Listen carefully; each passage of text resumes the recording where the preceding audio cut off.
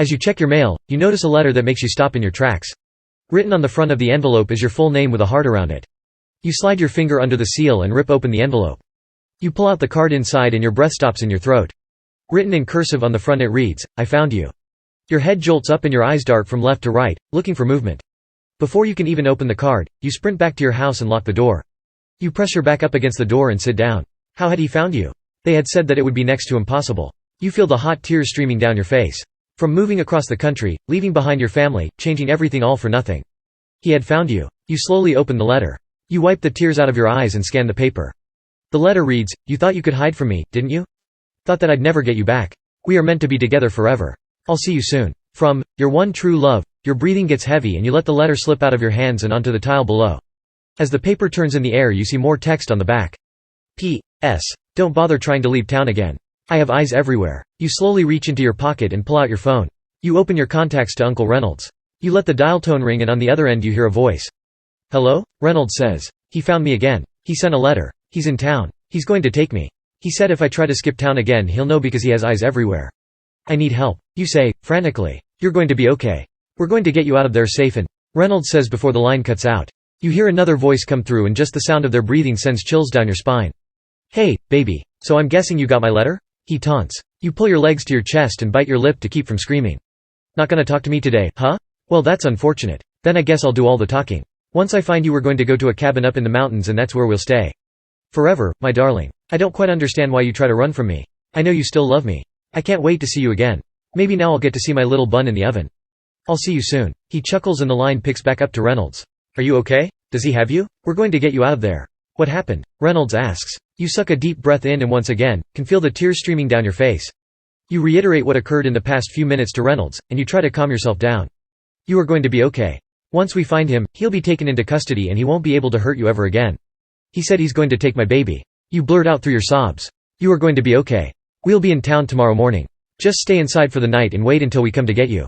Stay safe," Reynolds says again. He hangs up. You slowly stand up and go throughout the small house, locking all the doors and windows, and drawing the blinds so that nothing can be seen from outside. You go to the kitchen and quickly grab some snacks and scurry off to your room. You set up a place for you to sleep in your closet and place a baseball bat beside your pillow. You lay down and pull the blankets up to your chin and try to calm your nerves. It will all be okay in the morning. Uncle Reynolds will save you and he'll never be able to find you again. You reassure yourself. You lock the closet door and eventually you fall asleep. You wake up to the neighbor's rooster's loud crowing next door. You open your phone to hundreds of messages from an unknown number. They read, "I love you. Good night, good morning, love, I can't wait to see how much you've grown." They're from him. You put your hands on your stomach and sigh, softly. You feel a buzz and reach for one of the granola bars you brought with you the night before. You slowly stand up to stretch and open the door. You walk into the kitchen and open the fridge to pull out some pasta you'd cooked a few nights ago. You place it in the microwave and start a check of the house. You squint to look out the peephole of the front door but there's tape over it. You run back to the kitchen, grab your pasta and hurry back to the closet. You open your phone again.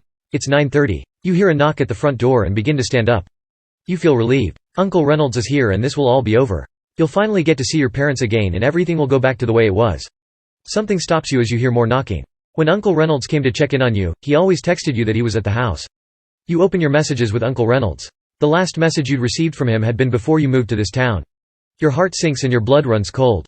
That's not Uncle Reynolds. You swiftly lock the door and pull the baseball bat closer to you. You open your contacts and see a voicemail from Reynolds. You turn the volume to 1 and listen to his voice. "Hey, this is Uncle Reynolds and I just wanted to say that we'll be there at 10 o'clock tomorrow. Sleep well," he states. You close the voicemail and check the time again. It's 9:33. You can feel your heart beating faster in your chest. You hear glass shattering and a voice echoing throughout the house.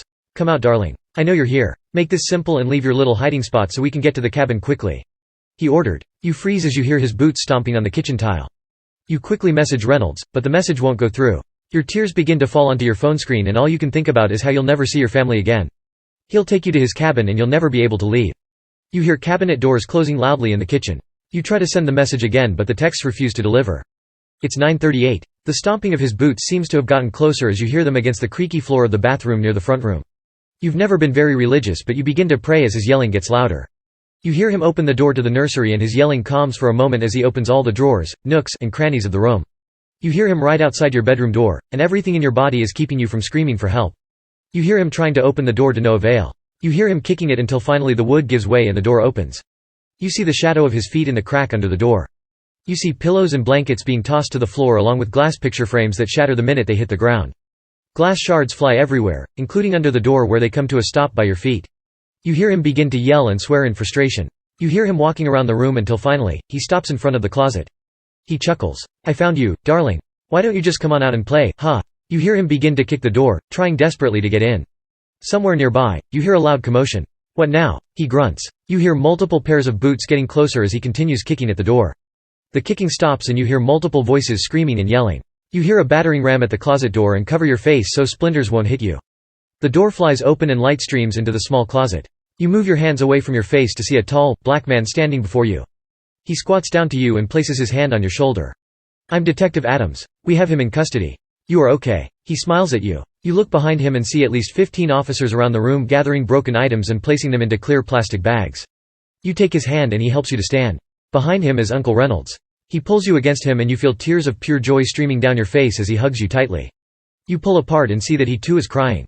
"We have him in the back of one of the high-security vans and he's going to be escorted to prison where he'll stay for a long time. You're safe now. You'll be able to go back home and you'll be released from witness protection. You'll no longer have to call me Uncle Reynolds," he states. "You will always be Uncle Reynolds to me." "Thank you, Agent." You smile as he escorts you to his car outside. You breathe a sigh of relief as it sets in that you'll never have to see Christian again. You are free.